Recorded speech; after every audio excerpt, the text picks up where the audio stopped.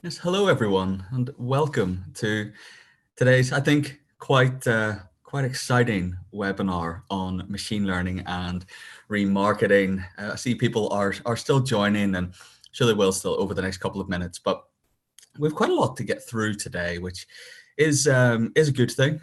They're quite in-depth topics, aren't they? Really, I'm going to try and do justice to a bit of machine learning and remarketing and try and link it to what you're learning on this emeritus course as well. Great to see that we have so many people joining from around the world as always. A few familiar names there popping up as well. I am in quite rainy London as well. I think I'm starting to get a cold. Classic me. It's summer, so of course I'm starting to get a cold.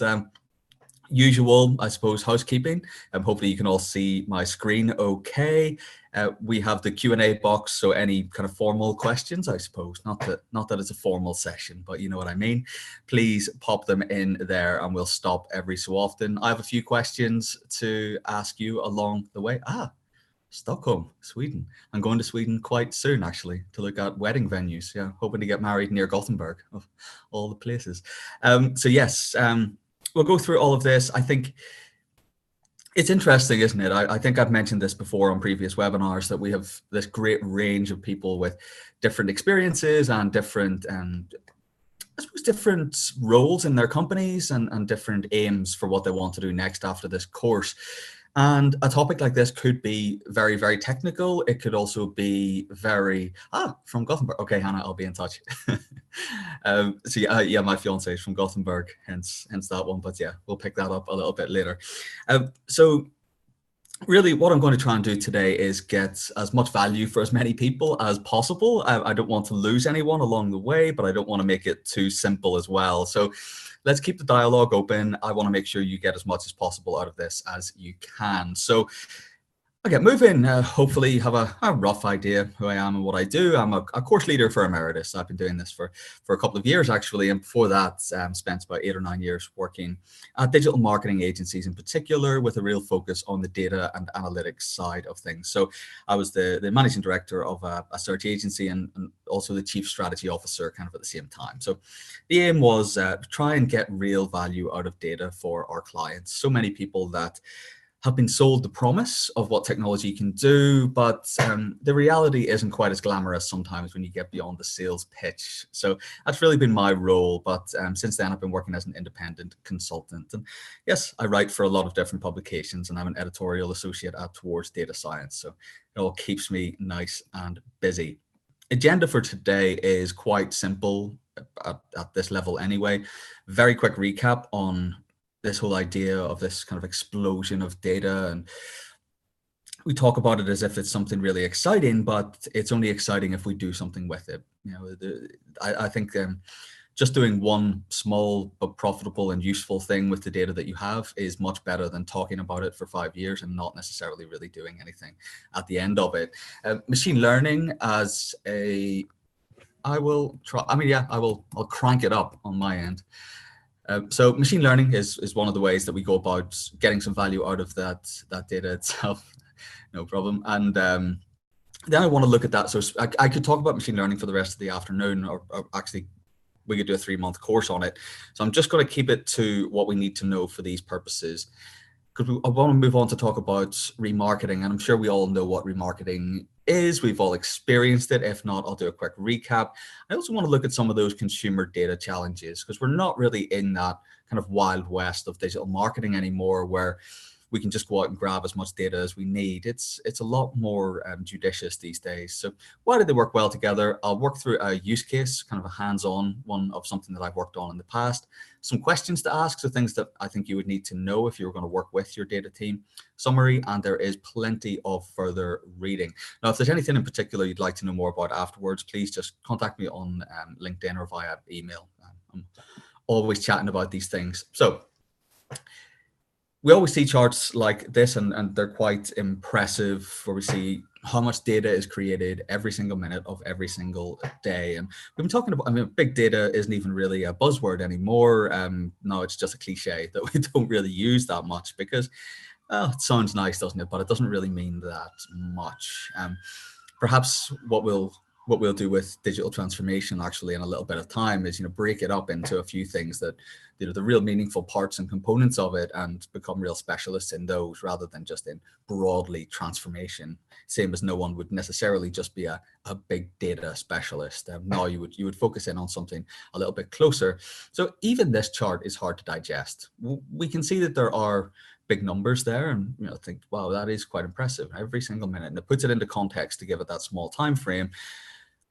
But what matters to us as marketers, I guess, is that every single time one of these bits of data is created, it's providing some information about the person at the other end of it. So even joining this webinar, say, and using your email address to log in, it's giving off a bit of a data signal about what you're up to, what your intent might be, what you're maybe hoping to learn from this session, and hopefully you will. But it doesn't necessarily do that. This is just a mathematical representation of reality, but without interpretation, it's just noise. It's just numbers. There's nothing else really to it. It doesn't necessarily tell us something about the people unless we turn it into something. So in summary, so big data, 3 V's, we talk about velocity, so create it very quickly, variety, there's lots of different types. It's structured like an Excel format, I suppose, and unstructured, like say a telephone transcript, and volume. There's lots and lots and lots of it. But in all 3 areas, I think it's becoming even more difficult to harness that potential.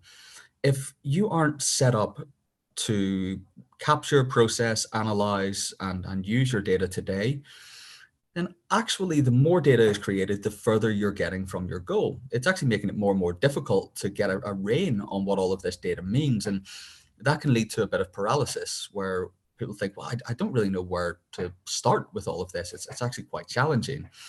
And I worked on this report towards the tail end of last year, and this was one of the headline figures that came out of it. There's a link there, so if it's something you're interested in, it's a free report to download. So yeah, nothing lost if you download it and think it's a load of nonsense. We asked a simple question to hundreds of companies based in the US and in Western Europe, and just asked how much of your company's data is processed and analyzed with the aim of improving business performance. And we're talking about first-party data here. So the data that they own about their customers, perhaps in a CRM system, perhaps in Google Analytics. We're not talking about buying this data from an ad exchange or anywhere else.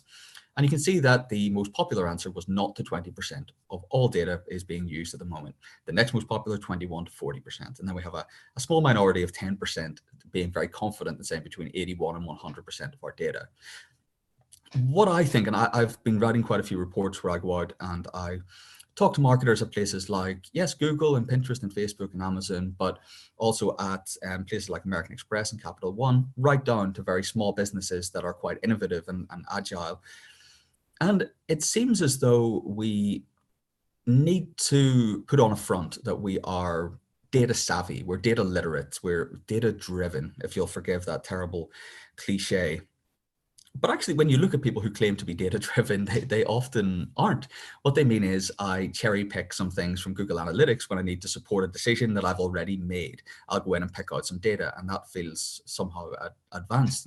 We aren't talking about statisticians or mathematicians working on real projects here via the scientific method. So we have appropriated mathematical terms, but we haven't actually learned what we need to behind the scenes. And that might sound a little bit daunting, but I actually don't think it is. I think addressing that on its own terms and being honest about it is the first step toward better understanding. And the phrase that we've been using throughout this report is it should really just be about getting better data for better decisions all the time. And if you're doing that, you are making progress. You're doing better than 90 or at least 80% of all businesses out there, because you're getting value out of your data, and that's what you should be trying to do all the time. There's no magic button that you can press that will just give you data-driven insights yet. I wanted to pause and have a little bit of a think about it. It's always good for me before I launch into the rest of the presentation to know what some of the obstacles are to more effective data use at your company. Within that survey, we found some of the most common answers were things like not really knowing where to start, incomplete data sets, and couldn't trust the data that they had, finding it hard to link together different data sets. So it's all over the place, and it's quite hard to get a single customer view, as we like to call it. Others saying, well, we just don't know which technologies to go out and get. Some saying there are too many technologies. So we just don't know where to go out and start. So have a bit of a think about that, and please feel free to share some of the thoughts on why your company maybe isn't using data as effectively as they could to understand your customers. But while we have a little think, I'm going to move forward, because as I say, I want to get into the real meat of the sandwich, if you will, yeah, forgive me that analogy. So yes, Jordan, that is absolutely. I'm going to talk a little bit about doing that later with Google, but getting that one ID that that identifies someone across. So for example, quite often you will be able to see all of someone's activity on Facebook, and then you can see them on the Wall Street Journal, and you can see them on Google as well, but they're all separate. So how do you get that one user ID that links them all together? And it's interesting that you bring that up, because until really investigating all of this stuff and working with some of these companies very directly, it's not something that very many people do very well. It's not a problem that people have completely solved. There's no magic answer to it. And I think people are reluctant to talk about that a little bit. So Google, and I'll talk about this a bit more in a moment, yes, they've moved to ID tracking rather than cookie-based tracking, which is a step forward as long as you're in the Google ecosystem, which is pretty handy. Yeah, exactly, Tony. We're all guilty of this. I think some of the analysis is too US centric rather than local data from another territory. We work with the availability of the data that's there quite often, don't we? And I've certainly been guilty of it. I used to live in the US, so it made sense there. But even here in the UK, and dealing with webinars like this, it's normally US data that comes up. But yeah, so we'll keep thinking about that as we move through today's presentation. So what's the difference between AI, artificial intelligence, and machine learning? Well, not trying to be too pernickety about something like this, but I think definitions are quite helpful when we're talking about these things. You'll often see people talk in, say, articles they write for tech publications, and they'll say AI and machine learning, but it's kind of a cop-out, because I think there's a lack of understanding there about what we're dealing with. So artificial intelligence, and I know this will be table stakes to quite a lot of you there, but bear with me for just a moment. So artificial intelligence, broad category, an agent that perceives its environment and makes decisions to maximize the chances of achieving a goal. So it can apply to a huge amount of areas. It could be computer vision, natural language processing, and machine learning is a subset of that. So not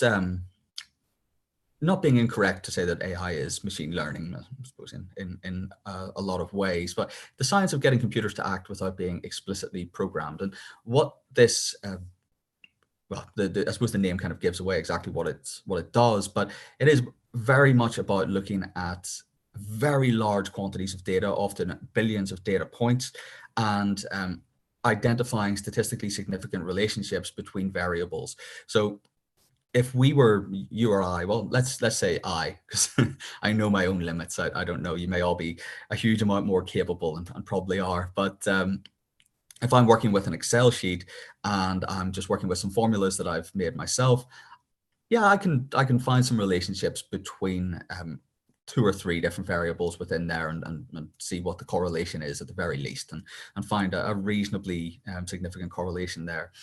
But if that Excel sheet has 1,000,000 columns in it, how am I going to know what relates to what? It would be very, very difficult. Now, you can do that without machine learning, of course. So you can run statistical analysis on that. But what machine learning will do is that it will constantly improve. So it will tweak its inner workings to try and work towards those statistically significant outcomes. So patterns that you just wouldn't notice otherwise, and I'll show you an example of this later on, will come to the fore. And it's fantastic for companies that need a scalable and flexible solution. So you could run a one-off statistical analysis without machine learning for, say, a credit card company. And that's, of course, what they always used to do. And you could get great outcomes from that. But what happens the next day when there's a lot more data created? Do you go back and run the same analysis again and run through the whole process? This is where machine learning really comes into its own. So it comes up with solutions and patterns and relationships between variables that the human eye wouldn't see, or even normal static statistical relationships. and it adapts itself over time. Now, three different types under that we don't necessarily need to know. But supervised learning, where there's a lot more human input. I suppose we're labeling things, and we are really telling the algorithm what it's looking for. I've got an example of that on the next slide. Unsupervised learning is where it gets a bit trickier, and this is what Google does a lot of, where there's not so much human intervention, where it's left to run free actually, and the algorithm can go and identify patterns itself. And then when we see the outcomes, we aren't always sure what the process has been. We only see what the answer is. So it's hard to debug those systems sometimes. And then reinforcement learning, for which I think I have the canonical example in just a moment, if you like dogs anyway. This is more of a takeaway and one to have a look at if you ever need a reference for what these deep neural networks are about. You might hear quite a lot about these, but this breaks it down quite neatly. You feed in an image of a dog, and of course a computer doesn't know what a dog is, doesn't know what a dog does in the sense that a human would know that, but we've tried to replicate the ways that we do understand these things. So it breaks it down into pixels. It can identify then the edges. You can see here the binary notation and the way that it flows through. So the weight of the strength that comes through from multiple different neurons from one level to the next decides what will happen next, and then it comes to a decision at the end that this is with 90% probability this is a dog, 5% it could be a cat, and so on and so forth. So I think this one's quite neat in that it does break it down quite simply, and you get a good idea of what we are dealing with here. And if you will forgive me, it's a very short video because I look after this dog sometimes, and yeah, I like him quite a lot. And we've been trying to, so his owners haven't taught him any tricks or anything like that, and we've been trying to teach him how to give his paw. And of course, he doesn't know what that means. He doesn't understand English, of course. He doesn't understand what it means to lift his paw, but he is aware that if he does that, he gets closer to getting some chicken. Oh, I want this video to play. Oh, the other podcast. Yeah, so actually, this is the way that machine learning is working, especially reinforcement learning. There's a reward, and it works towards that. So Ralph keeps doing things in relation to the paw until he gets the reward. Now, that's good, because it means that now, okay, I can say paw and he gives, and you can hear me laughing in the thing because that's the first time he did it. I was pretty excited. But what it means is that we now have a system whereby we can teach him to roll over. You could do lots of other things that would teach a dog to give paw, but then you would need to do it all again and reprogram it when you're going to teach it to roll over, to fetch, to do anything else. Reinforcement learning means that there's a general idea here. It will do whatever is required to get to the reward. That exact kind of teaching is what informs Google's algorithms. That's how Google decides which search results to show you and in which order nowadays. It's a layer that affects, and they say 97% of all results that are served. It's just going towards how do I get the reward? And the reward is a user clicks on the result and likes what they see. As simple as that. Same with Facebook. How many people have liked this? How many people have shared it? All of those go into a reinforcement learning system. We'll talk about that all day, but yeah, hopefully Ralph sums it up neatly. So some use cases, because I often get asked about these. We get halfway through the presentation and people say, fine, but what does this mean for my industry or whatever? So a bit of a takeaway one more than anything, and there's a lot more at the end. But you can see here that machine learning is used pretty much everywhere in all of these areas, but there is an underlying pattern to this. Recommender systems, inventory optimization, demand forecasting, smarter services, patient diagnosis, identifying those anomalies in data that have meaning, something within it that stands out and tells us something about what will happen next. That's the really important bit. Not just what happened before, but predicting what will happen next and helping us to drive better outcomes because we know what's going to happen. So not going to touch on that too much. If you have any questions specifically about an industry, get in touch with me separately because everybody doesn't work in the same industry. So, quite hard to cover everything off. Now, we've been talking a little bit about tracking here. You see this from Eric Schmidt. He was saying a couple of years ago, Google's self-driving cars and robots get a lot of press, and we've all seen that. But the company's real future is in machine learning, the technology that enables computers to get smarter and more personal. Now, the more personal aspect of this is not something that Google has done very well with so far, and they're aware of that. But you can see at the top that they have this whole ecosystem of interconnected apps. And then you add in things like Google Home devices and so on and so forth. What they're really aiming for is that they get a much better understanding of us when we're in their ecosystem. And while that's happening, they want to expand that ecosystem so that not only are we constantly logged in and constantly giving our data to Google, which feeds into a machine learning algorithm, but because we enjoy the service, when Google expands the ecosystem, we are more tempted to buy their products than someone else's. So if you are kind of all in, it's been like this with Apple. I'm sure a lot of you have noticed when you're kind of all in with Apple, you've got the iPad, you've got a MacBook, and you've got the smartwatch, and then you go to buy a new phone, but you're on Android. You think, well, why wouldn't I just get Apple and I'll complete the set, and then I'm always logged in, and they can improve their services that way. Google wants to do exactly the same, and machine learning is at the heart of that. So could talk about all of these all day, but there are some great examples. The reason Netflix is the biggest letter there is their blog, and I put a link at the end of this.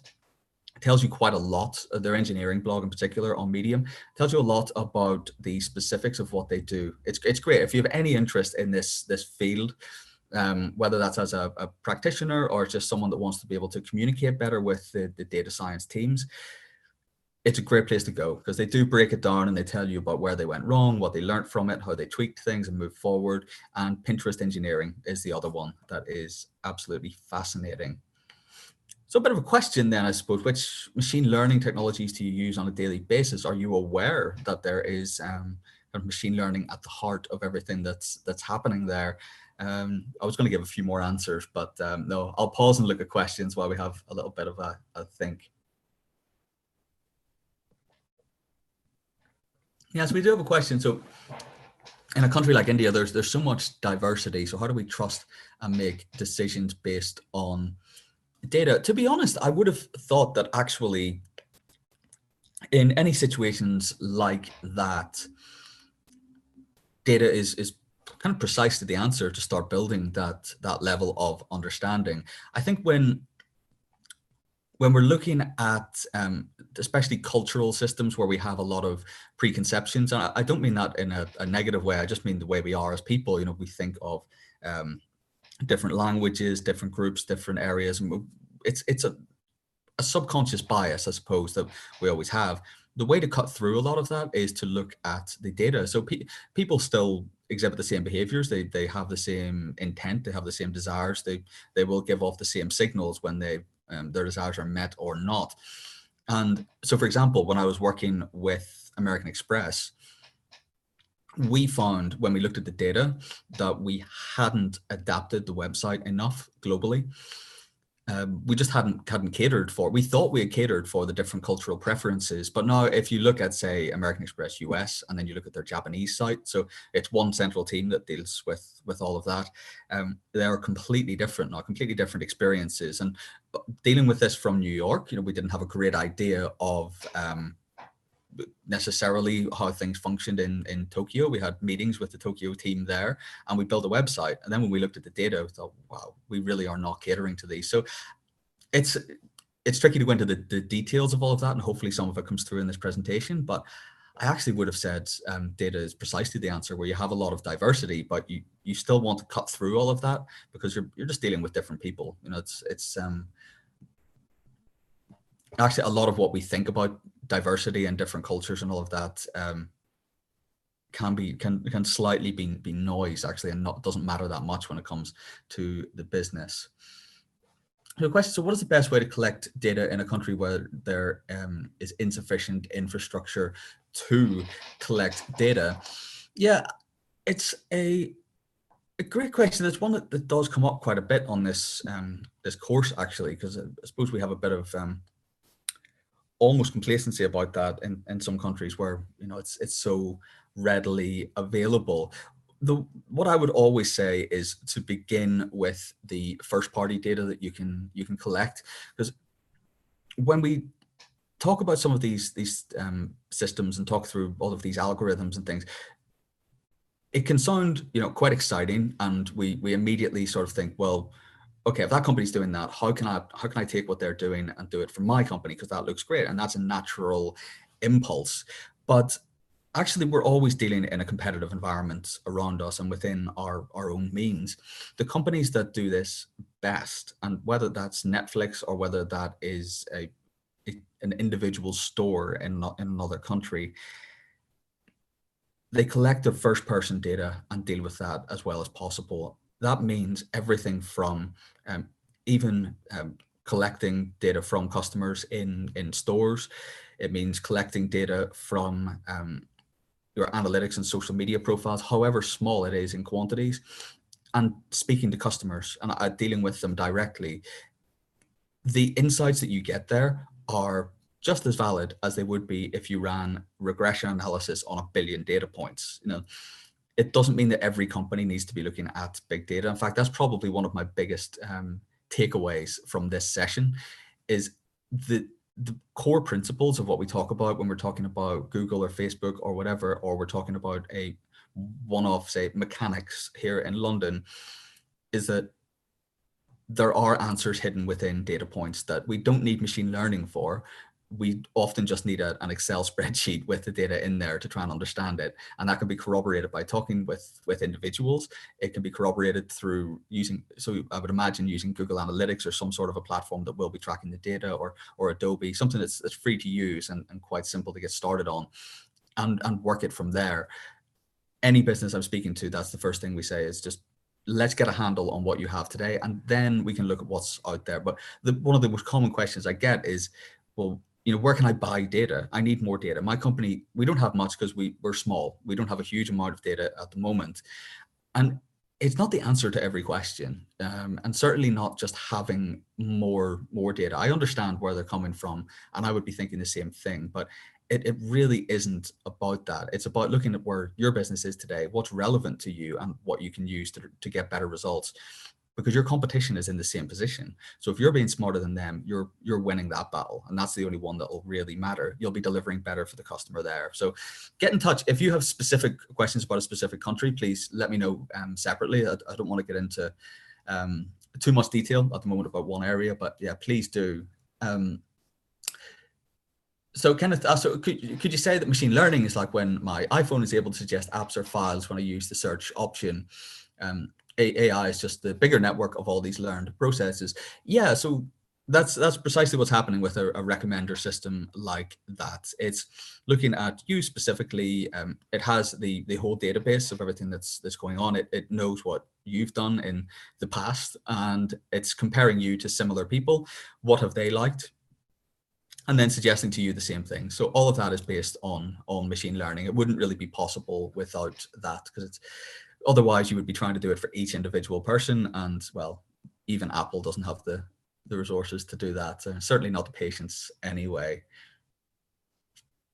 And then I have a question. I currently work in the maritime sector. How can I use machine learning to improve data analysis for my company? I'll come back to that one later, because it's quite a specific one. If you can provide a little bit more detail about what you're doing at the moment, that'll help me to answer during this session.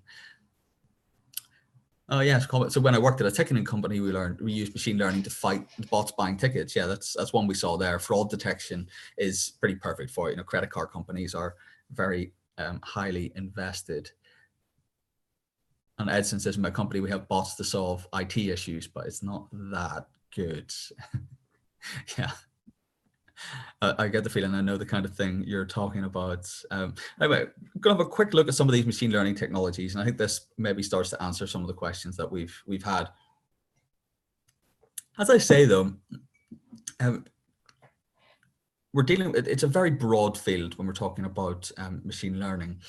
A lot of what happens is data scientists, if you want to call them that, or statisticians, working in programs and really following the same mathematical methods that they always have been, but with algorithms that are working slightly differently in the background. So it isn't a silver bullet. It isn't something that any business can just say, our priority for H2 of 2019 is machine learning. And I know a lot of businesses are saying that, but it doesn't really mean anything. It really doesn't, unless you understand first and foremost what you're trying to do. It is not going to give you the answers on its own.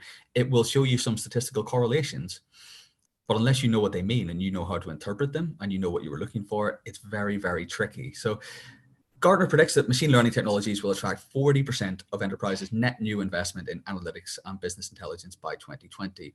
And that, as long as all the technologies that say they offer machine learning actually offer it, and it's not just reasonably simple data analysis, then that seems pretty reasonable to me. That seems about right.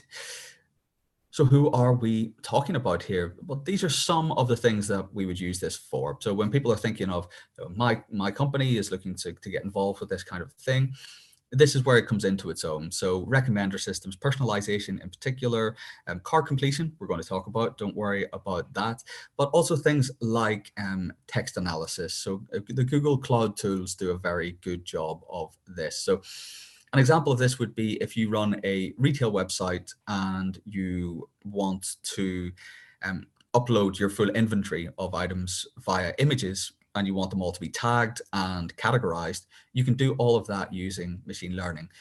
You need to know what you're doing in the first place to run the training data set. So there's nothing at the moment anyway, and we're moving towards this, but slowly, where you would go in and just kind of upload those and the machine would work on its own.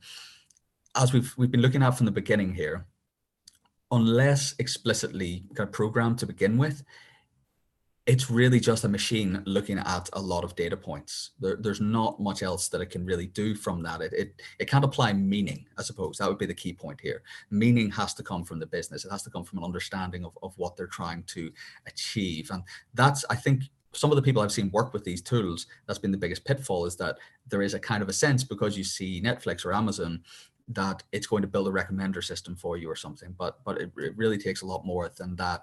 A lot of the most common ones, so TensorFlow from Google is one that I've used most here, but Amazon Machine Learning is really good as well. See, even for things like transcriptions, so if you need to automate transcriptions of podcasts, it'll do that for you, and it'll even categorize who was speaking at what point. So it's pretty impressive. Customer analytics. So I talk about how it's tricky to really have a plug and play machine learning system where you can buy a tool, you can connect your business's account, and voila, you can start seeing machine learning based insights.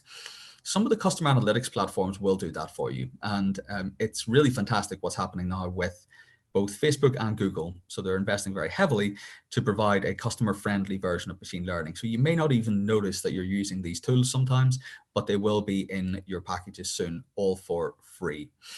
One of my most interesting ones, so targeting, we're going to talk about because we're talking about remarketing today. Image analysis, I've done an awful lot more on that as well. So if you're ever interested in image analysis, I've got quite a few bits on that.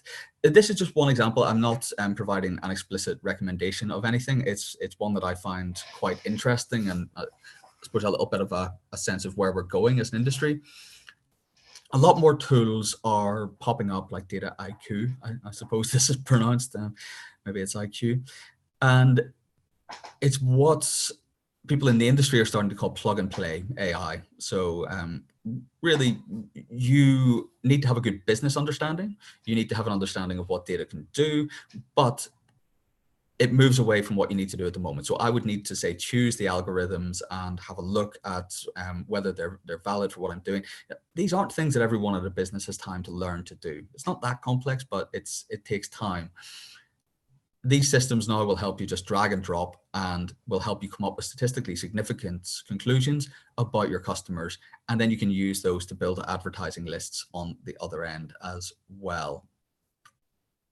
So Alessandra, so when Netflix suggests movies like that for me to watch, is this machine learning instead of AI? So as it is absolutely machine learning, and it's their own recommender system that they have built based on, really, it's a matrix-based recommendation system, which at a higher level is AI. So AI is the big umbrella term, and then underneath that is machine learning as an application of AI. If you're interested in this sort of thing, there's actually a fantastic introduction to all of these recently launched from Google. Amazon has one as well. And it's great because it does take you from the very, very basics through to things like neural nets and regression analysis and that sort of thing. Because if I were to, I suppose, sum up, I've already mentioned a couple of my key takeaways, and we're not even halfway through, but I want to signpost these things because there's a lot of information, isn't there? I am aware that there's a lot of information, but yeah, I want to try and do justice to the topic. And the one thing that is becoming really, really important now is just being able to communicate in a common language around data. So what we see sometimes happen is that a company may go out and hire 3 data and analytics experts and bring them into the business, and they are pure play statisticians. I know we did this before the company I worked at. We hired a rocket scientist who came in, and there was no doubting that he was very, very intelligent and knew what he was doing with data, but he didn't know anything about marketing. So how do you bridge the gap between the two? Well, of course, the people who are in senior roles at the company needed to be directing him, telling him what his job was going to be. And they couldn't find a way to get that across with him. It ended up as a failed experiment, actually. After about 6 months, he moved on to somewhere else because he didn't know how to add value within that environment, because he wasn't going to become a marketer. That's not what he wants to do. He's interested in data and science. But there was no bridge between the two. Nobody was directing his efforts. So he would go in and he would find things within data, and I've seen this quite often actually, anomalous patterns within data, and bring them to the table and say, here's a way that we should be targeting demographics, for example. That sort of sounds like marketing speak, but then someone would have to say, well, actually, we're not allowed to do that because of data protection, or that kind of filtering isn't available, so we can't go out and find those people. So it's great finding something in the data, but then how do you turn that into something that improves your output, the way that you market, the way that you build your website, whatever it happens to be? And he was looking at it purely from a mechanical point of view of statistical relationships. And these projects would take 2 months at a time. And then the conclusions would be things that we couldn't work with because no one had actually sat down and worked with him. It was like, you speak your language, we'll speak ours. And it really doesn't work. So even if you're just going through and watching some of these videos and taking notes and thinking about it and just researching a little bit for a couple of hours will do a huge amount of good if you're kind of just getting into this arena. And this one is just one example of a free tool that helps you understand the inner workings of these algorithms. And you might remember this little chart that I had at the beginning. You can see we can run this through the Google Cloud Vision API. Image analysis for me is probably the area I'm most interested in. So yeah, forgive me for using this again, but you can see how it's been broken down, and you can see if Google understands even which company the image is from. It sounds like quite a stretch, but if I put in an image of something to do with Burberry and it's not even a coat, it will understand that it's Burberry. It knows its style. It's going a bit deeper than just looking at products to understand these things. So quite often we say this is a black box and we can't see what's happening. Actually, we can. And this is free to run a few images through, and you can see how it compares to other things out there. So definitely worth a look, the Google Cloud Vision API. So in summary, because as I said, we could talk about machine learning until the cows come home, but I want to wrap up and move on to the pure play marketing stuff. So machine learning infers knowledge from data. That data can be structured or unstructured, preferably structured, but unstructured can work as well. If the model is right, putting more data into the system leads to increased accuracy. So think back to our little dog friend learning to use his paw. The more he is learning, the more times he gets a chance to do that, the more times he realizes that paw means chicken, the more accurate he's going to become at doing that. And it's the exact same for a lot of the algorithms that we see out there. They get closer and closer towards a statistical relationship of 1. From here, it generalizes the knowledge to unseen data. So this is the training set we're dealing with first. Then it moves to a new environment. So we can use it for training, and then we start using it on brand new data that comes into the website every day, for example. It creates a flexible model that adapts to the new environment. So it's repeatable, scalable, and it is typically quite reliable.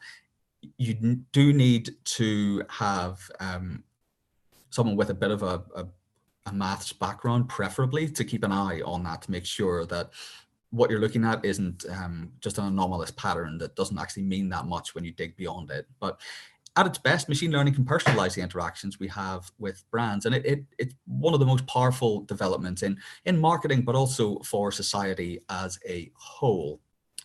I'm going to move on to remarketing, and I'll tie the two together afterwards. So we've been looking a little bit at this sort of thing within the digital marketing strategies course, and yeah, we're pretty much up to speed with the questions, but keep the questions coming in, and I'll pause every so often to answer those as well. So remarketing, like most things that we see around us, is the answer to a question that probably no one outside e-commerce asked, but still quite an important one. Numbers like these are pretty unacceptable for businesses that are trying to deliver never-ending growth, month on month, quarter on quarter. So we've seen a lot of people, of course, moving from shopping offline to online. There's still a huge amount of growth there, but these are the rates of cart abandonment that we see on average around the world. And there's a link to this study at the end if you're interested in seeing a bit more of it. You can see the sad face on the shopping cart here, telling the full story. So the global average is 77%. So 77% of, don't worry, Silvina, I'm coming to it. 77% is the global average, 73% on desktop, 81% on tablet, 86% on mobile. So mobile devices, obviously that's where a lot of things are moving to. That is going to happen even more with 5G connectivity. So 86% of all carts being abandoned before someone makes a purchase is a number that you can imagine big businesses would like to bring down, and bring down very significantly. Now, of course, sometimes people just don't want it. They change their mind, you know, no amount of data is going to change that. But there's still something not quite right here in the experience for people if the numbers are quite that high. And this is where an idea like remarketing comes from. So how can we maintain the conversation? So someone has come to my website, they've left a data trail there.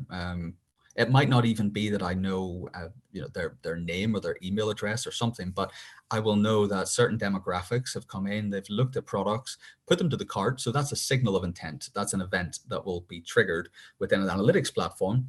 Well, what can we do with that information? Pretty tricky though, if they just leave the website and they're gone. What can you do? Try and make the experience better for them next time if they come back. And remarketing comes in precisely here. So the visitor comes into the website, they carry out an action, they view something on there, and everything that happens on a website, you'll be pretty familiar with this, I'm sure, will leave a trace of data. So it will, whether it's clicking on an image to see it a bit larger, whether it is scrolling through a gallery, everything will create something that can trigger an event within an analytics platform in particular. So remarketing adds those people to a list. And it means that in this instance, when they move on to another website, you can show ads alongside it. So I'm sure you've all seen that happen where you look at a pair of shoes, say, you add it to the cart, you leave, you move on, and you're on a news website, and what do you know? That exact same pair of shoes is right there in an ad saying, come back for 10% off your purchase, or something that, you know, tries to get you to come back and look at it again. And that, in a nutshell, is remarketing. The concept of it, I think, is quite simple. It's continuing that conversation by marketing to someone again, remarketing. You'll see this on Facebook. You'll see it within search marketing. So say I look at those shoes and then I go back and I search for shoes, then they will tailor the ad that I see based on that. So come back and see the white sneakers that you looked at last time, all of which is enticing me to go to that website and not someone else's. So the key thing about remarketing is we're taking the data trail that someone leaves on the website for an unfinished purchase, and we're using that to tailor what they see from there on to try and get them to complete that action if they want to, of course, which is quite different. So I want to think about, what are your thoughts on remarketing? Because we have all experienced it, whether knowingly or otherwise. So Marta, it doesn't have to be when they're buying. It could be anything. I could go on to The Economist and look at two stories about the economy in China, and then they would show me an ad when I'm on The Guardian, and it would say, come to the #1 resource for China tech news, get your subscription now with 10% off, would be an example of what they do. And in fact, people like The Economist and Guardian, and I know they're B2C, but publishers, it's very different as well. Yeah, it's all just about taking that data and turning it into something else. So B2B, of course, the purchasing decision, you might have a lot more people, it might be a lot longer. All that means is that you use that insight to shape your remarketing strategy. So you look at the different trigger points along the way. I've got an example of this. In fact, it is for a B2B one in a moment. And it's about you plot it out and say, right, what are the different stages that someone goes through? How do we get a trigger to go off at each stage, and how do we move them from stage 1 to 2 to 3 to 4 to 5? In B2B, it might mean that you have 5 different people to target over 3 months, and it's much more complex than just come back and buy those shoes. We know you like them, but the principle still applies. So remarketing is it one that people find helpful, find it intrusive? There are examples that you can think of that you've seen. I always remember I was buying a new sofa towards the end of last year, and I was looking at it online and I saw it in my email newsletter. And then I went and I bought it in the store because, well, I wanted to see it. It was quite a big purchase. And the data sets weren't connected between the store and the website. So it was, yeah, actually, Marta, yeah, it's a bit like that, actually, my example. I kept seeing adverts for that sofa for weeks after. And how often am I going to buy the same sofa? They weren't doing it on purpose.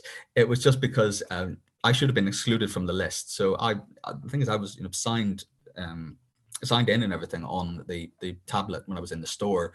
So it needed to go from point of sale back into their analytics platform, say, okay, this person has bought the sofa, stop showing them that ad, and just removed me from it. But that connection didn't happen. And it creates a really bad impression. It can get very annoying, actually. The ones, and this is where I think it's tricky, a lot of the ones that I've seen have been like, I show someone a product because I think it's terrible. So I'll say, can you imagine who designs clothes like this? This is horrendous. And then all I see is remarketing ads for that over and over again, because they take that signal as, okay, interested, keep showing it to him until he buys it. And I think that the marketing industry as a whole has done itself no favors when it comes to remarketing, because the way that things work, and again, I don't want to kind of bore the life out of people that are very familiar with this within the group, but hopefully it's worthwhile. The way that a lot of us run digital marketing campaigns, whether through Google or Facebook or in our own platforms, is that we look for the saturation point when our ads are no longer working to the return on investment that we want. So what that means is that you have to annoy people before you stop, essentially. Because if the return on investment is good enough, you will just keep throwing ads at people and keep doing it and keep going after your target demographic with the same messaging, with the same imagery, because you think it's working. And when it's not working, you're annoying people, but you have to hit that point before you stop. No one really refreshes the ads or refreshes the audience until they have to.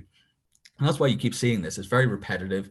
And as with a lot of things, we've got ahead of ourselves a bit, because there's a potential for something like remarketing to be genuinely helpful. But that's not really how business always works, is it? We go with what is going to make money, and we throw a lot of things at the wall in the hope that something works somewhere along the way. The idea of being helpful is where we need to go in the age of assistance. And yeah, I have another presentation around all of this. Oh yeah, just did that one.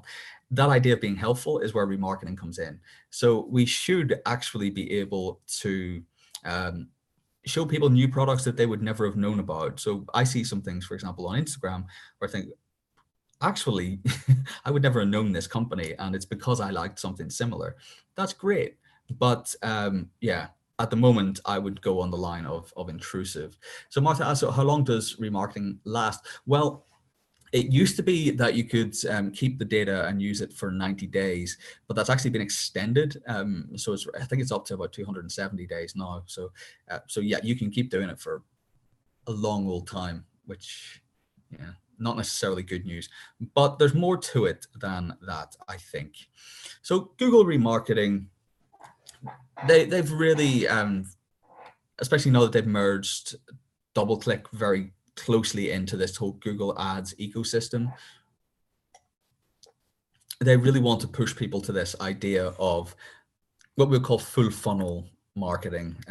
It's a terrible term. I'm sure somebody will come up with something more suitable soon. But not just thinking, let's just keep showing people. So if someone comes to my site and they look at a t-shirt, let's just keep showing them the t-shirt until they buy it. And if the ROI is still positive, I'm happy to take the hit on the ads because I just need them to buy it. We're moving to something a lot more sophisticated, slowly, but we're getting there, where we're thinking about that full journey. So how can remarketing be used to inform someone's decision the whole way through from that first intent signal? Now, I mentioned someone comes to your website. Well, what if they don't need to do that because they're in the whole Google ecosystem? So you always know that it's that person, and you can start creating remarketing lists based on what they do on YouTube or what they search for in Google Maps or anything like that. Obviously a huge amount of product right through to emails as well. And then people can be added to remarketing lists, and you can plot out a whole strategy that is based around the decision-making process that you know your customers have. That brings you to, I think, a much more holistic, if you'll excuse the cliche, approach. That, of course, only works if everything is in the Google Ads ecosystem, because it's not looking at Amazon, it's not looking at Walmart or your local equivalent, and it's not looking at Facebook either. But it is at least something a little bit more nuanced than what we've seen so far. Yeah, one of my reasons for leaving the digital marketing agency world was it's not particularly sophisticated. There are nice sales pitches, and I'm sure the agencies that you've spoken to will talk a good game around it. But behind the scenes, it's it's a race to the bottom, really, with a lot of this stuff. You know, it's not the kind of sophisticated marketing you see at brand agencies or something. That doesn't happen in digital just yet. Just yet. So remarketing, and this is Google's official material. They're trying to push this. Actually, why not use it to improve brand awareness? So you can start a conversation, very important idea nowadays, and then integrate your display with search to re-engage with interested consumers. So they may go into Google and then search for a similar product, and you can nudge them along, knowing that if you are too creepy, customers will back off. And then you can drive conversions with tailored ads, so bring back customers who abandoned shopping carts. There's a little list here of different approaches to this in the Google ecosystem. I don't want to use this as a Google sales pitch, especially because I'm not a massive fan, but it's useful to know anyway for anyone that's interested, and you'll have these slides very soon after, so have a look at that. But this comes from the Think with Google website, and yeah, I've for transparency, I've been consulting with them on a few of these kind of articles and things that they've been doing recently, and they really recommend this sort of approach to thinking about your customer nowadays. So you'll have done, maybe you've already done the simulations in your course. I don't know. I'm not a course leader for the one you're doing at the moment, but you'll see the way that the interface is, and it's, keyword lists, and you go in and you bid on something, and well, that's in the practical detail. That's, of course, it's absolutely essential, but we need to take a step back and put ourselves in the shoes of consumers or consumer groups or behaviors or use cases, and think about it this way and think, well, how would we help this person the most? How can we be there? Because they're going to find this information. So if Rachel here is looking for a sewing machine, she is going to go and she's going to search for sewing machine Black Friday 2017. It took a year to get this article live. 2017 was timely when we started. And if your website doesn't want to provide that information because, well, it's not great for ROI, a lot of people would say, we don't need that content because they're not going to buy the product straight away on that page. Well, fine, but they're going to go somewhere else and they're going to give away, I suppose, part of their data in exchange for that information. And then they might go back to them later, because the more information you gather at those earlier stages, the more you can personalize the experience later on. So when they come back to search again for sewing machine, if you're not in the conversation by then, you've been forgotten. And there's only really one space on a mobile device now. So this is really, really important to think about. Over 75 total touch points there. And the more of those you have on the journey beginning and working through, the more likely you are to have that kind of final one that matters the most. If anyone has any kind of questions or approaches around this, feel free to get in touch with me, actually, because I could talk about this for weeks and weeks and weeks, but I want to stick to scripts if I can.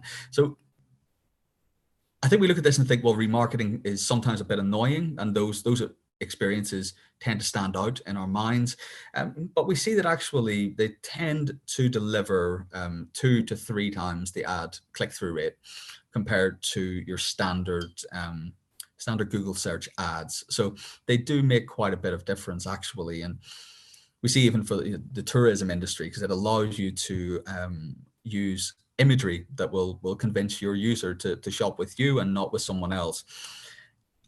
The other reason is it delivers a great return on investment as a result.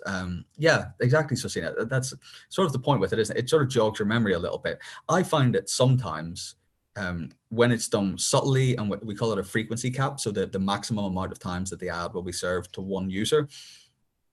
Sometimes it is actually quite helpful, where I think, do you know, I do need to look that up again. Like if I'm looking for flights to Alicante and I forget to finish it, I was looking for them because I want to go, you know, and maybe I just forget to book them. And if it shows me that actually right now is the cheapest time to book them, that can be quite handy. So if we think about it, about those little moments when we could help people, that can make a big difference, because, well, it does work well. Facebook remarketing, very similar principle. The benefit with Facebook is that people are always logged in across. Well, now they're going to do a lot more to close the gap between Facebook, Instagram, and WhatsApp, and kind of turn them into one back-end experience, if not front-end. So you can measure cross-device conversions a lot more accurately than you can on Google. Sometimes you lose the connection between that same person being on desktop and mobile. But that doesn't happen on Facebook because you're logged in and they've got your email address and everything. It kind of has to be you, unless someone else is looking at your phone. But they're actually trying to figure out your behaviors and how you type, how long you spend looking at one screen before scrolling, all of this, to really make sure that it 100% is you.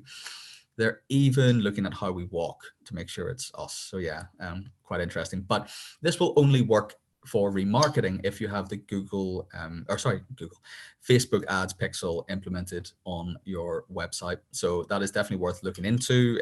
If you don't, okay, Subida, what, is there anything in particular you'd like me to move on to? Right. So anyway, yes, so you can see here we have a lot of different ways that you can use that. Yeah, move on. Now, Google has just launched this in their, it's been a patent that Google applied for. So you can see where they would like this to go to, where everything is connected, and actually you could remarket to someone based around all of these different areas. So yes, Subida, if you could in particular let me know what you'd like to see. Just had a comment through there. That would be helpful. Thank you. So with everything connected, actually you could remarket to someone based in everything around their home, and it's not just about the screen. It's also not about them searching for anything. It's about them showing intent states based around different areas that they are in. So there's quite a lot of consumer data challenges, and I mentioned this already. So people who have experienced each situation online, so an ad for a recently visited website, 90% of people are aware that this has happened to them. A product recommendation, 82%. And the one I want to look at is number 4 here. So an ad for a recently discussed item, 59% people feel as though, yes, Jordan, that is precisely right. So if they're not logged into Google on mobile, they will be, they'll look like 2 different customers. Yeah, because it needs to be unified by that user ID.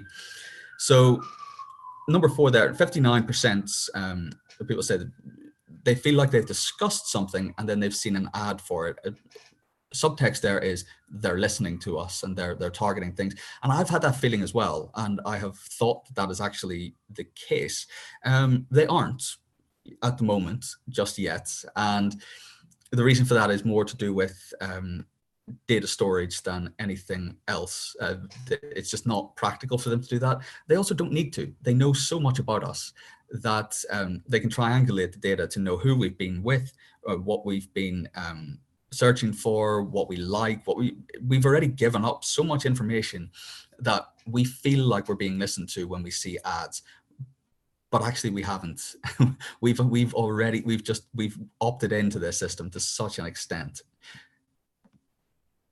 And we see these are people who think that they're frequently seeing personalized ads across these different social media platforms, I guess. You see Facebook far and away out in front, and then Instagram, and then we have YouTube, Pinterest, and so on and so forth afterwards. And that's because Facebook, 97% of their revenue comes from advertising, and that's because they have so much data on people. They can personalize things for them pretty well. Now, I found this quite interesting, and it's from the New York Times. So Mark Zuckerberg said that he thinks that people want tailored ads, and he didn't really have any data to back that up, but I think it's just a gut instinct. I think, well, you would prefer something that's tailored to you. But the New York Times ran their report and said, well, 61% of respondents said no, they didn't want tailored ads. 56% said no to tailored news. 86% no to tailored political ads, and 46% said no to tailored discounts. So people consent because they have no choice. And that seems like a key point.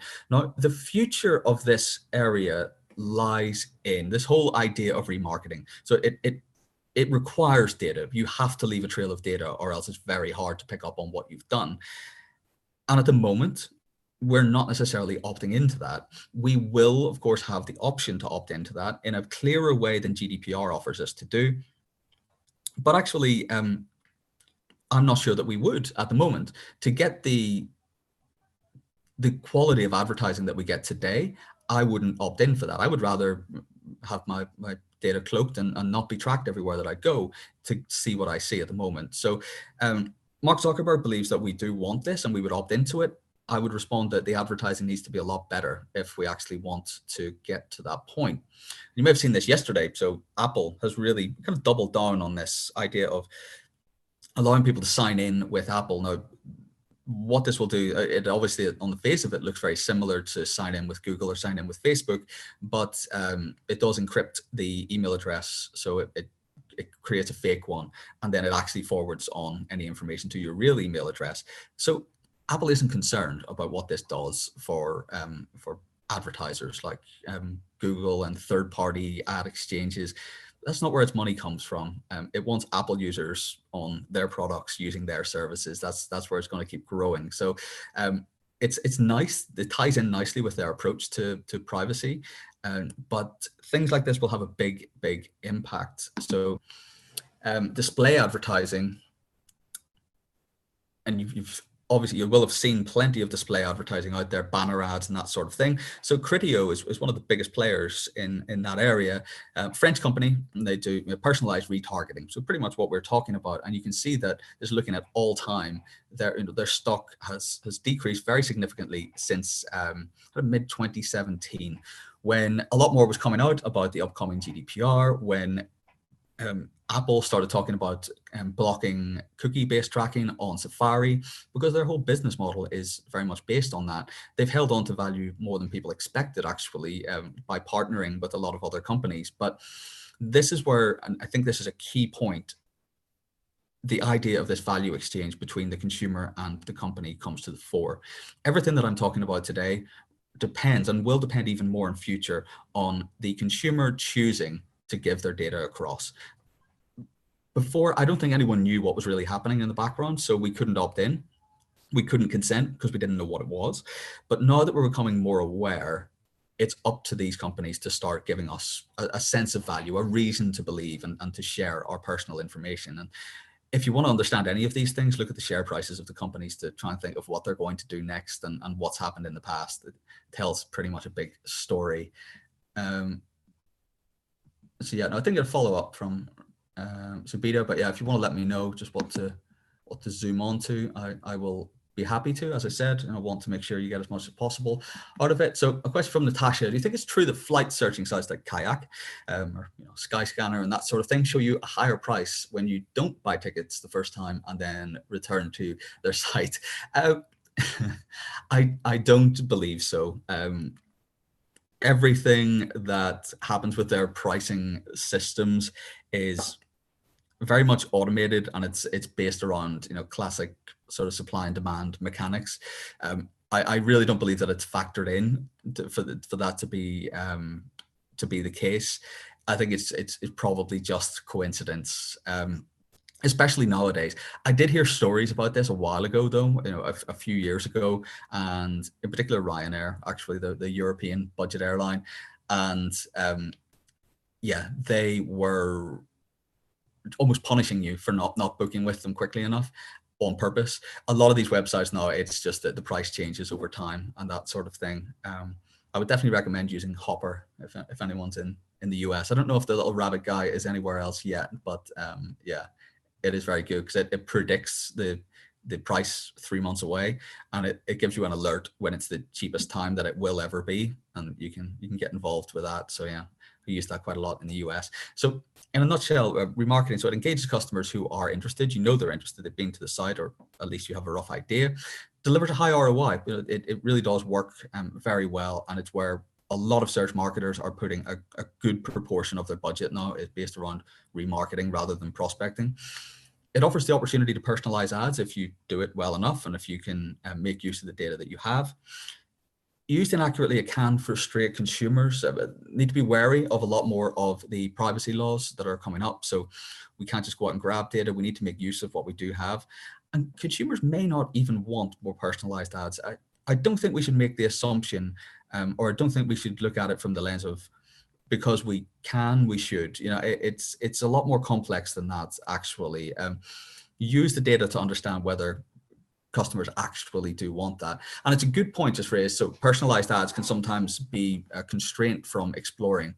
Yeah. So what the danger of that can sometimes be is that there's an inward spiral where you just keep seeing more and more of what you've already liked. But of course, you don't know what else is out there. You haven't explored that. And if you are an advertiser, you keep working towards what's working. If I'm hitting my targets, why would I show you purple shirts in case you like them, just in case?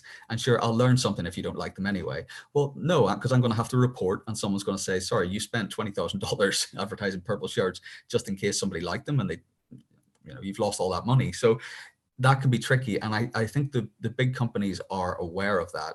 So in areas where there isn't so much money at stake, so something like, say, Netflix, they will include some things that they aren't necessarily sure that you would like, but just to put it into your purview and see if you're interested at all. Because if you hit no, it at least knows not to show you more of that in future. So a lot of the savvier companies who aren't kind of losing anything, because I'm not going to cancel Netflix because it suggested a rom-com that I wasn't interested in. I'll just scroll past it, and they're using that, but they're trying to give you some new options, because you're right, we can just end up seeing more and more and more of what we like, and you end up in one of those bubbles where people are just seeing fake news all the time. So it's a good point, one we could discuss. But yes, I will move on. I'm going to ask to be brief. So machine learning and remarketing, right? Let's bring these things together. There are some pretty clear reasons, I think. Machine learning, so if it is able to deal with huge amounts of data, understand different patterns with it, and tell us something new about what will happen in the future, well, it gives us a lot of scale. It gives us a great idea of context as well. So it's not just looking at what happened, but it's looking at who did it and when and where, and what other similar people did in the past. So what can we learn about human behavior in general? It can create dynamic creative. So if a person is searching for a particular, so say I search for shoes and you search for shoes, but I have different browsing behavior in the past, we can dynamically be served two different ads. Both you and I will see something very different from the same company, because it's looking at it as the page is rendering, okay, who is this? And then serving something different. And multitasking, because so much is happening with the the algorithms themselves, and they're dealing with so much work, it means that we can work on other things around the strategy and trying to understand our consumers a little bit better. Probably the biggest benefit, actually, in a lot of ways. So this comes back a little bit to what we saw earlier with how does computer vision understand that a dog is a dog? And this is applicable to pretty much any marketing strategy. So you have 3 different value propositions. Those might just be different adverts or different types of messaging that you want to use. And you have these sort of 5 different stages. So at stage 0, you haven't seen any ads from them at all. You move to stage 1. This stands for impression, which means that the ad has been served to you. You've seen it, hopefully. CLK, so a click. DL, a download. Transaction. So we can see really what moves someone from one stage to the next, because we want them to go from seeing an ad to clicking on it to maybe downloading a PDF on the website and then coming back and carrying out a transaction. And when I'm putting together things for, say, Google Analytics, I will sit down and figure out, okay, what are these stages that we want people to go through? Now, of course, you could skip straight through them. You could go to the website, you don't see any of this, and make the transaction. But again, you're just having a different pattern that feeds on and feeds back into the machine learning algorithm. So you can see here that we have someone who has had an impression but not gone further, someone who's downloaded something, and someone who's about to start this whole thing. Imagine this millions of times over, and you get an idea of how these systems are actually working in the background. Smart lists are one of the great ways to get involved with this. So smart lists have been around for a couple of years. The adoption rate, I have some charts around the adoption rate at the end, but the adoption rate hasn't been as good as I think Google would want it to be. They're still really pushing this because it is constantly refining your remarketing list based on the people who are on your website. So within Google Ads, you can go into remarketing and set up your audiences. The same applies for Microsoft Ads as well. It's only for e-commerce sites at the moment with over 500 monthly transactions. And yeah, 10,000 daily page views. So, okay, it does rule some businesses out of that, but the principle is still quite important. So see that you don't need to go in and just upload a remarketing list all the time and then look at it and remove people and build it up again. Smart lists will do that for you on the fly. This one, I'm going to talk about this a little bit more, but conversion probability. Now, I find this absolutely fascinating. What Google is now trying to do, and I use Google because most of my clients are based on the Google Ads stack, but the same applies for Adobe Analytics. You could look at this through Kensho, Marin Software does something similar, or Quizio. So there are a lot of different marketing platforms that do this kind of thing, but this one is coming to Google Analytics, and it will be free for everyone. So probably the best one to address.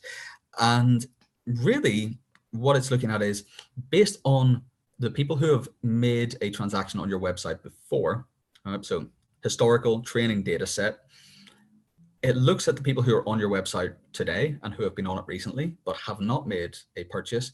And it gives you a score of the likelihood that those people will make a purchase on your website within the next, and you can set the time frame there, which it's a bit strange to think about it, that this is what's happening, you know, when we're going onto an e-commerce site or we're browsing somewhere, that we are in the background being given a score from 0 to 100. And they're also doing customer lifetime value. So on a website that I visited for the first time, they are predicting and showing to a marketing manager in the background, this person, Clark Boyd in London, or my user ID anyway, how much is he going to spend with us, and how can we get more out of him? You know, what ads should we be showing him? But it's very much what's happening, and it's something that a lot of us have been doing in the background for a while outside the platform in statistics platforms. But now it's there for everyone to work with, and of course the reliability of that will never be 100%. The fact that it predicts something will happen in the future, well, it doesn't tell you what to do to get from point A to B, and you may end up, by overusing remarketing, pushing that value to 0. But if you're interested, this is definitely worth looking at because it is pretty fascinating. So programming languages. Now, I actually think this whole aspect of kind of data science, they say about half of this will be automated within the next few years, but the ones that we mainly use, Python is the most used nowadays. It was R when I was getting started with this, and SQL is always there as a relational database manager. So good to know if you've heard of these programming languages, things like R and Python, whether you're kind of up and running with these, using them, whether there's someone at your company that does this sort of thing. Always good to know where people are on that. But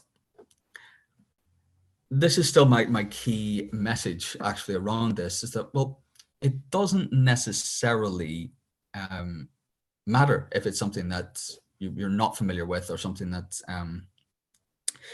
maybe not even that interested in, because there's no such thing as a tech person in the age of AI. So this is from the MIT Technology Review, and this, yes, that's good to know. So heard of, and somebody using these things.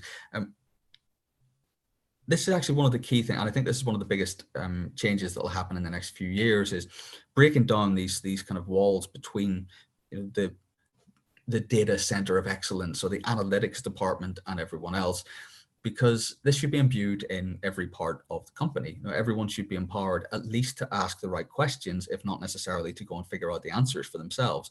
It is so important to know what you're trying to achieve through data. Otherwise, there's no point really. So this article is definitely worth looking at there, because it gives you some good ideas on how to go about thinking about these things. So don't worry if these next points are things that even if they're just not of interest. The top line, I think, is still useful to know. So the kind of modeling life cycle goes through these stages where you brainstorm models, so you can see where bias can get introduced already. The most interesting bit in moving from just kind of doing analytical work to sort of building these models, I think the most interesting bit for me was just how much manual work is involved. So 50–60% of the time is this early stage, considering models you need, considering the data you need to get, turning it into something structured and usable. All of that is very unglamorous work, to be completely honest. And you can see where a little bit of bias can be introduced. So you have data scientists who brainstorm the models, developers then build and deploy those models. Yeah, Hannah, so there are there's about 2 or 3 pages of links at the end of this, and then a whole appendix thing. But yeah, you'll get that this afternoon. You'll get the presentation. So yes, all good. So then analysts fine tune. Again, you see people getting involved and having a look at the outcomes and thinking, okay, have we arrived at something that's useful for us? What could we try? And you're not going in and really dealing with the inner workings of a model. The algorithms that we're using are the same as they were 40–50 years ago, by the way. They haven't changed all that much.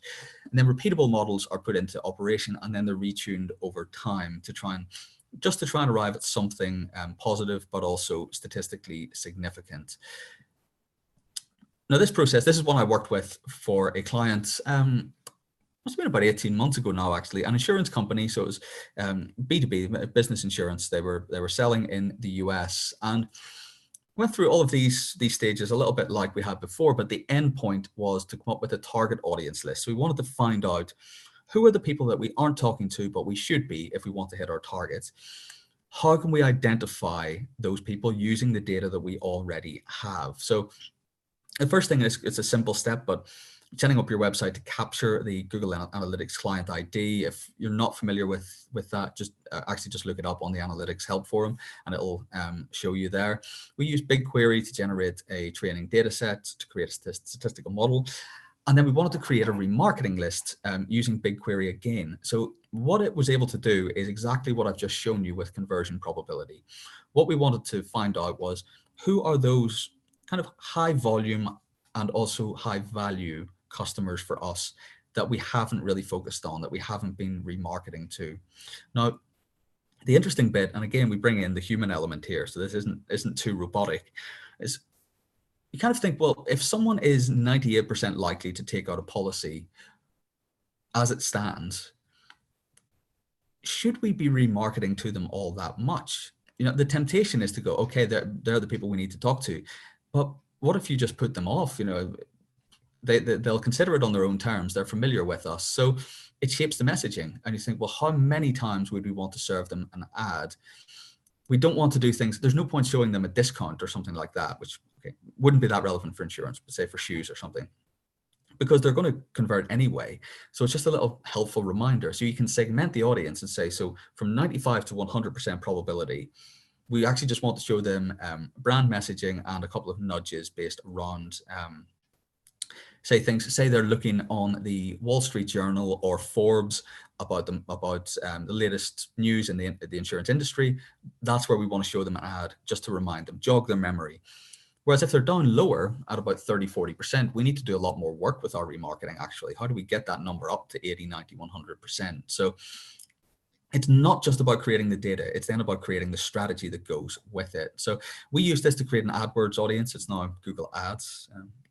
Yeah, big difference, that will target only those website visitors who we think are likely or at least close to likely to convert into a sale. So the Google Analytics client ID we were able to use to connect, because obviously an insurance company, they have a huge amount of data from call logs, from customer services, all those sorts of people. And then we have all of the digital data as well. So we wanted to do this through the Google Stack because that's what they were embedded in. And then we have to build out, so we've got a reasonably clean data set there of all the people who have shopped with us before and who are considering it at the moment. And you've got these 5 different stages. So visit the site, start their application, submit the application, and then they come back to retrieve their quote, and then they take out a policy. So make sure that all of those are tagged correctly so that when they go through each stage, it's flagged in the analytics system. And we assign a number to each of them. So we'll call that field conversion stage. So a value of 3 means that they have submitted their application. A value of 5 means they've taken out a policy. So we're really trying to take the number 5s here to learn how we get the 3s to go to 4 to 5. And it's, from a strategic standpoint, I suppose as simple as that. What can we find out about those people who went to position 5 on this list? What moved them from 1 to 2 to 3 to 4? How long did it take? How similar are they to the current customers that we have? And then we can start to learn something about that. So we add a new variable with a value of either 1 or 0. So that's conversion flag for when they've done the things we want them to do. And actually that creates the basis for a statistical model. We've got a full database, and then we just add a couple of fields at the end for conversion stage and conversion flag. There's a lot more in the appendix for this to show you exactly what all of that looks like, and get in touch if you have any questions. But what we were looking for, and this actually is a really overlooked part of this process, maybe because we talk so much about data and technology, but actually we needed to focus on this. Like, what were we trying to pin down?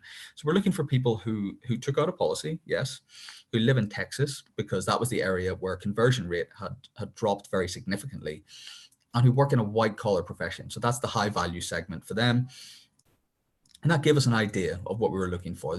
These people are out there. We have some of these customers, but we'd like to build a new audience that looks a bit like that. So I say that the training data, you can see a little bit of this where, yeah, quite simple. So gender 1 or 2, male, female, birthday, which state they're in. So we can filter it down to Texas, income, date that's been created in the system. Then we have the customer level. So 1, 2, 3, 4, 5. And at this, we're putting a conversion flag at 3 for this one to see people who started the application. So some of the things that we're looking at here alongside this are product page that they visited, the time on the site, the browser they're using, demographics, geographic targeting. Do they have another policy with us already? And we're not explicitly programming an algorithm to do anything. We're giving it all of this information, and we're, say, running regression analysis, and we want to find hidden patterns between these. So we don't know what those are going to be. We don't know what those relationships will be, and we don't want to kind of jaundice the investigation by telling the machine that.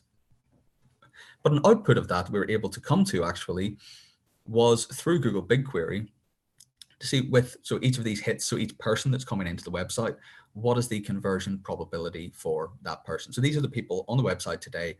What is the likelihood that they will convert in future based on their similarities to these people before and the behaviors that they have exhibited? So it's really powerful, actually. And when we went through this stage, so we can go in and go to the advanced conditions in the audience builder, and we can do this direct through Google Analytics and say, okay, we want to create a list for people. Conversion probability is over 75.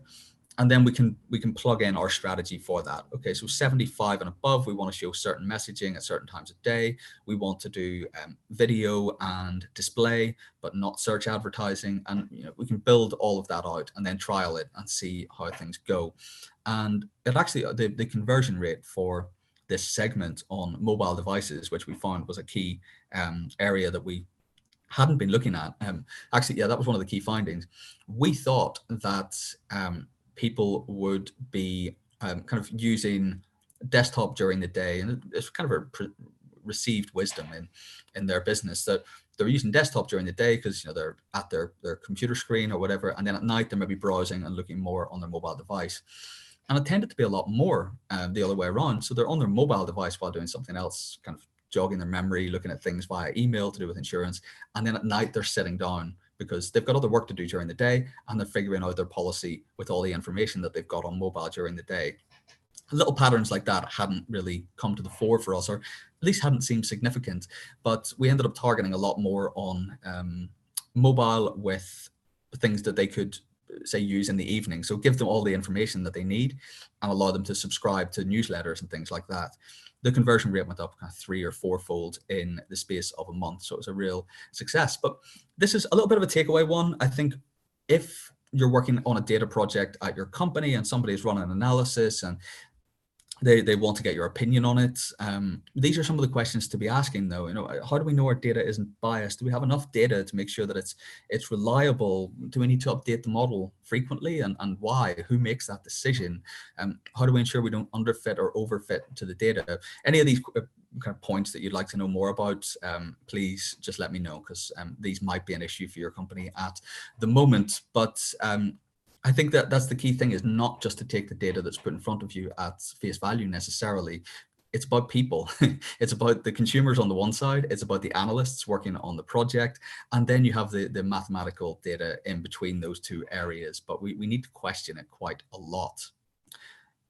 So I'll do a quick summary, and yeah, we've covered a lot. Thanks a lot for bearing with me. It's a huge amount to get through, I know, but yeah, hopefully, and somewhat do justice to so much material. So machine learning and remarketing fit together for a lot of reasons. One of those is that machine learning interprets data and it identifies those patterns. That's the key thing. It's those underlying little patterns about people that the human eye just doesn't see. And it allows us to predict what people are going to do next, and that enables better marketing decisions. So Google, Facebook, Amazon, Uber, anybody out there that's dealing with a lot of data, Airbnb and so on, they're employing this technology and they're providing access to customers now. So it's baked into things, and really user-friendly products have machine learning in the background that we don't even see, and that's very much the future. So what we should be considering though, and I think this is key, is how do we find our own competitive advantage? So if everyone logs into Google Analytics and they all have machine learning tools at their disposal, and we're all getting Google's auto-generated insights, what's the competitive advantage? How am I beating my competitors if we're all using the exact same tools in the exact same way? So I think the ability to add our own data, the ability to ask the right questions, and the ability to create our own machine learning models is a fantastic way to achieve this. But that only comes around if we can bridge that gap between marketing and analytics. We don't all need to be coders, we don't need to be programmers, but we need to be literate in what makes data work and how it actually functions.